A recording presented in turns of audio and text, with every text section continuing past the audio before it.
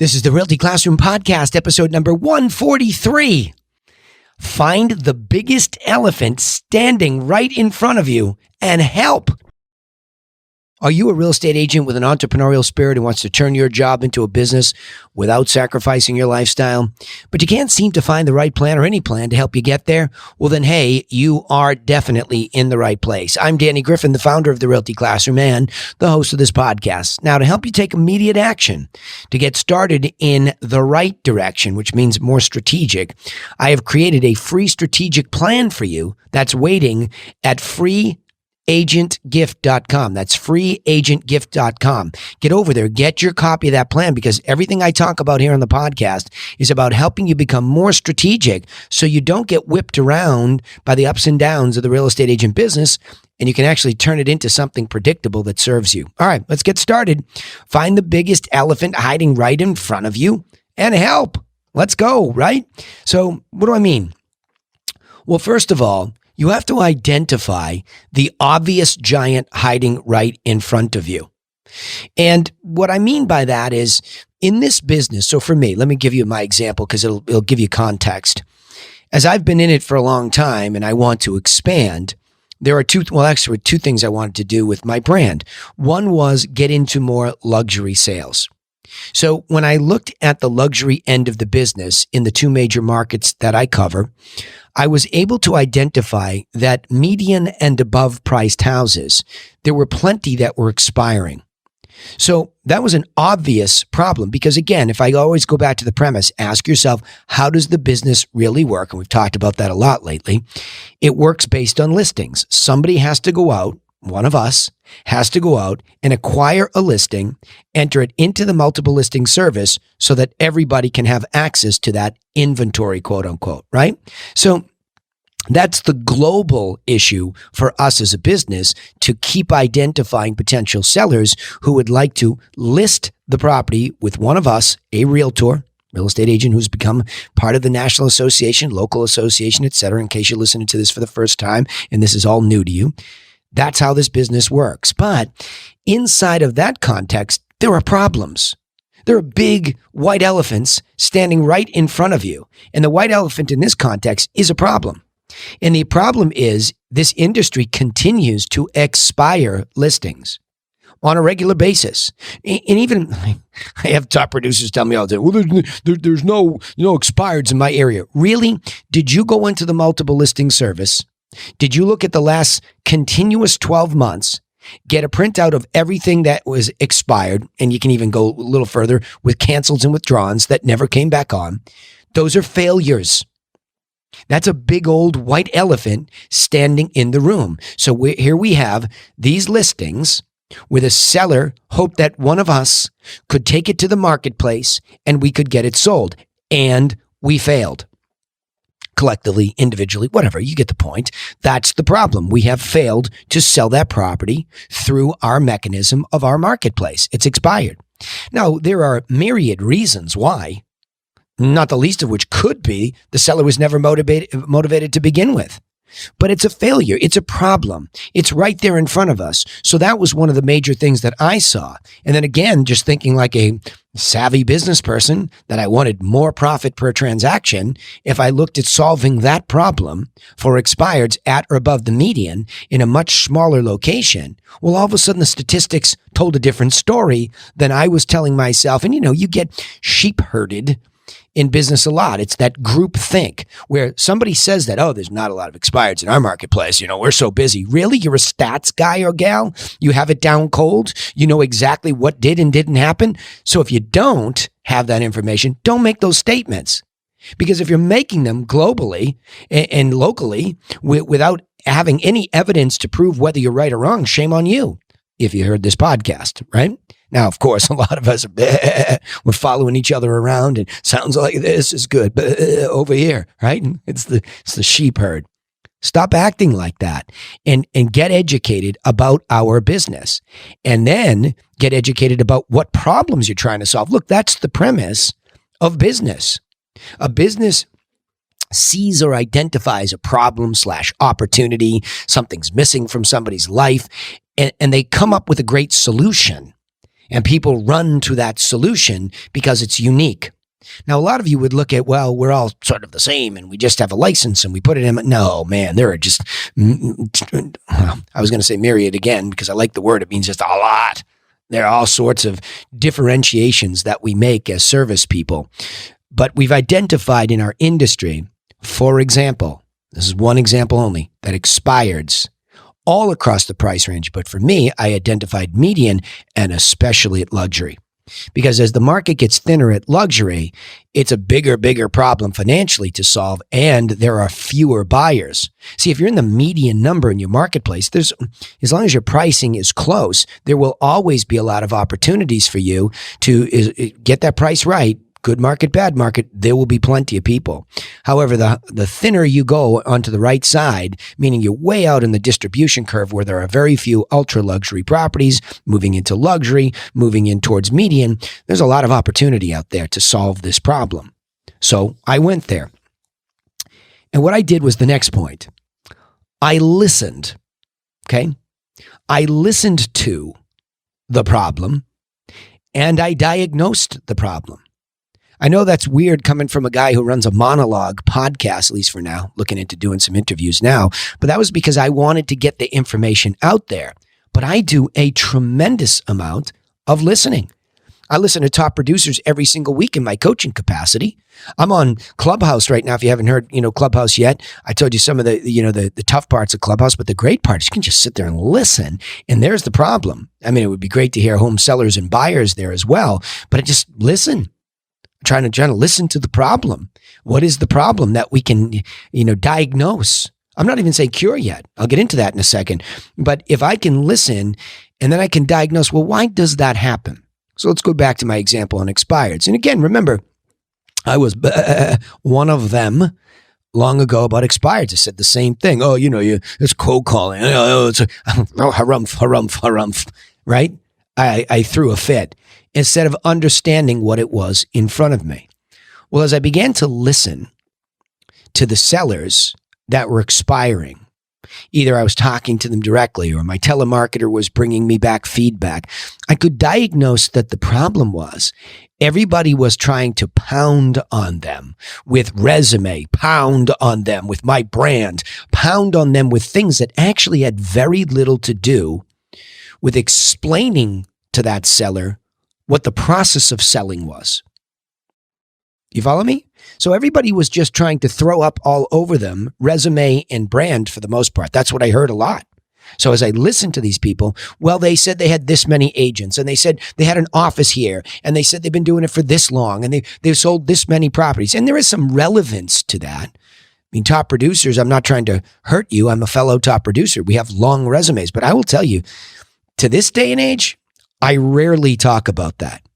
I rarely try to, jam testimonials down anybody's throat. It's like throwing up all over these people instead of listening to them and diagnosing. And then, coming to the point number 3 here, then and only then formulating the simplest cure.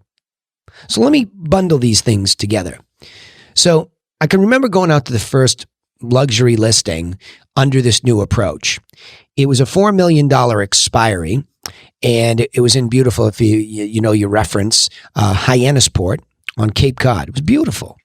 And beautiful view of the Hyannisport Golf Club and the ocean beyond. And I went through a very, very simple, what I thought was cure. And that was the first time I'd ever taken a simple one-page infographic, slid it across the table in front of somebody who was super business savvy.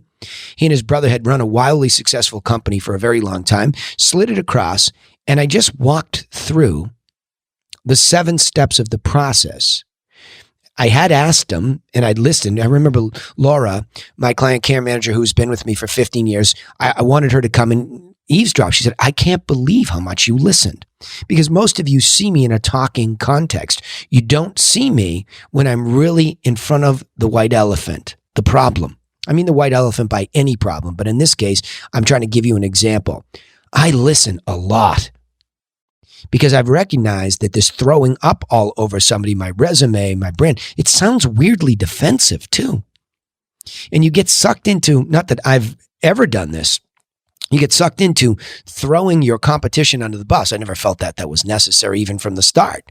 I mean, I might sound defensive, but I would never hurt somebody. Even if I didn't like them, quote unquote, would never do that. Super unprofessional, and immediately you're off on a really bad course that you've charted. And it's tough to recover from that kind of a approach.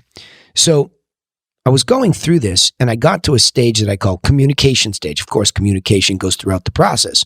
But as I was talking to that, he all of a sudden came to light, and he recognized the process that he had gone through.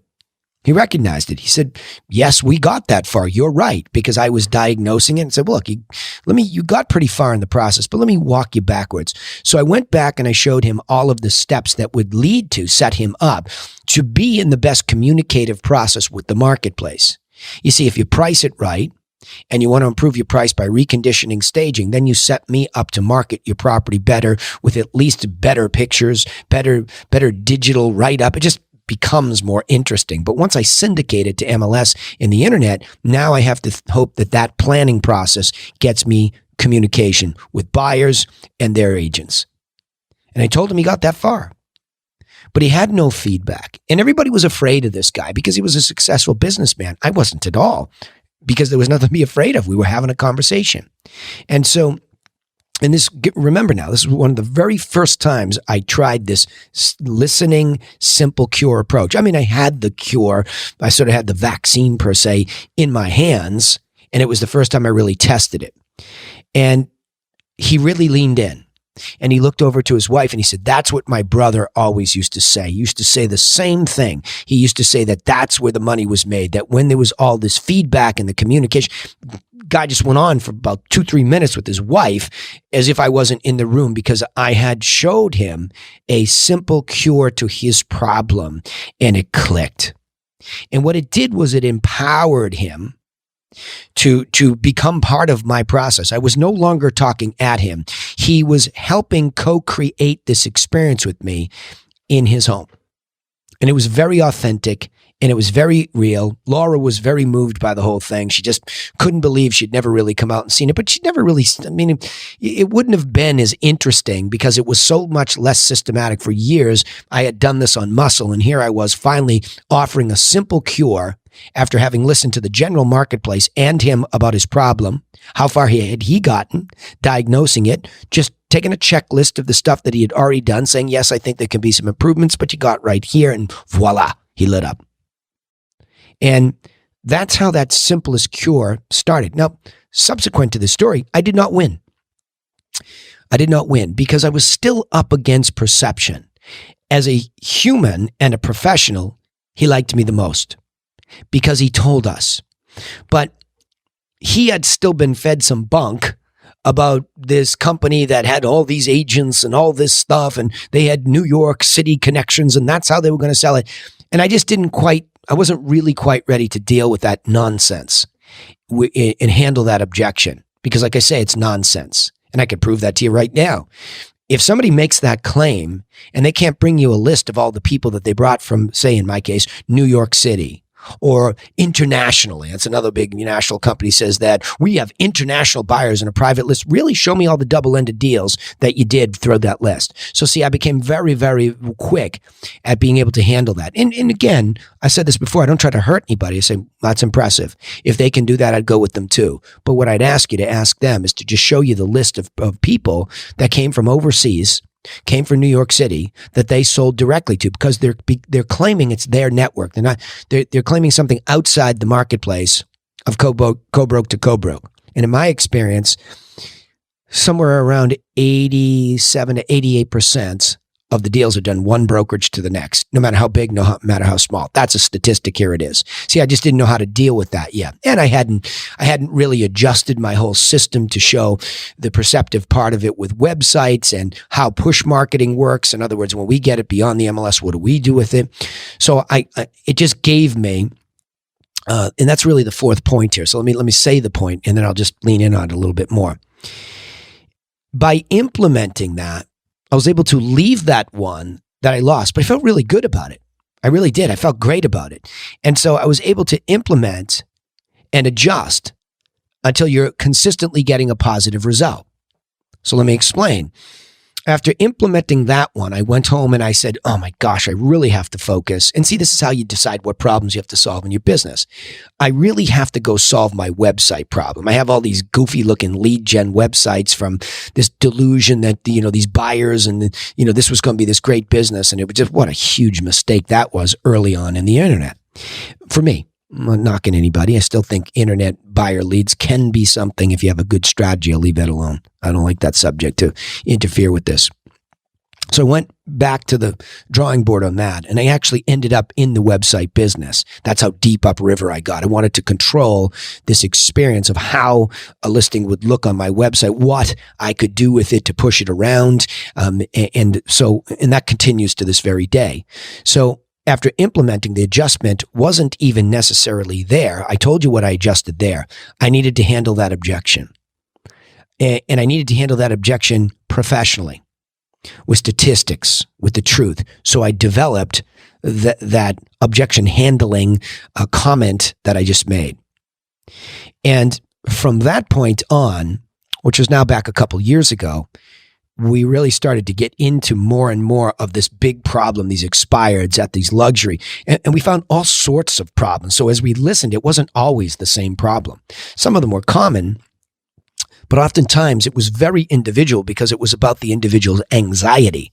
So it became very therapeutic to be able to get them to have a cathartic moment or to speak their mind to me and tell me what was really going on, so that then I could still apply the formulaic approach beneath, but it made more sense to them because I could lean in on the thing that was bothering them. If marketing was bothering them, I could lean in. If staging was a confusion, if reconditioning, they were worried about it, if they were really fanatically hanging on to the wrong price, whatever, I could lean back on my strategy after listening. So it still was the same, but the individual solving of the problem was more so their mindset or their misinformation about how the process works or their inaccurate thinking about how the process worked. So as I implemented and adjusted, I started to get a very consistent result. And when I say very, you're going to be surprised that when you're strategic, it doesn't take that many successes to really start to build a much better business. If you can imagine yourself taking a process like this by identifying that elephant, listening, right? Formulating a cure, implementing and adjusting, it really didn't take me that long to all of a sudden be this entity that could compete there regularly, consistently. And so to this day, as we refined our telemarketing to match this, what I said in the house to be consistent with that, what Laura at the client care management level says, it's just an extremely consistent process that sticks to the same formulaic approach for success. And so it became easier to do. And when it becomes easier, that means the consumer saying, oh, you solved this problem for those people too? Can you solve it for me? Yeah, with a couple of adjustments, same thing. Here's how it goes. And they started to lean in and we started to get the opportunities. And oftentimes, even when their anxiety was the problem, they couldn't get out of their way about price. A simple net sheet would bring them back. A simple zero-based thinking. Remember why you're doing this in the first place. Are you going to feel better? Yep, you're right. Let's just do it. So again, and I'm talking a little quickly here in the end about the details because I don't want you to get lost in the details. I'm talking about something becoming consistently able to get me a positive result, which was getting more listings, priced right, conditioned right, staged correctly. Then I could market it, get the communication, make the adjustments, get them to closing through negotiation based on all the math that we'd done early and close them out and create a happy past client. We call them happy Griffins at the Griffin Realty Group, right? This became very consistent. Now we don't go abandon that. It's a little parting advice for all of you that have creative ADD and especially you top producers. I don't go looking for the next greatest thing. I keep leaning in on that thing that works because the level of my understanding of solving that problem and making the cure or the vaccine even better, that's my obsession. Of course, research and development continues. Of course, you look at other big problems, but I'm dealing with the biggest white elephant first. Little just mention there at the end. What I learned from that process was really the fundamental foundational piece that allowed me to start to solve the problem in the industry, at least from my brokerage standpoint, or put a dent in it that is even a bigger problem. And that is that 89% of real estate agents, from the time they get it, okay, their license, to the time they end their career, 89% will be gone in 5 years. That's a big problem to me, worth solving. And that's why I do things like the Realty Classroom podcast, right?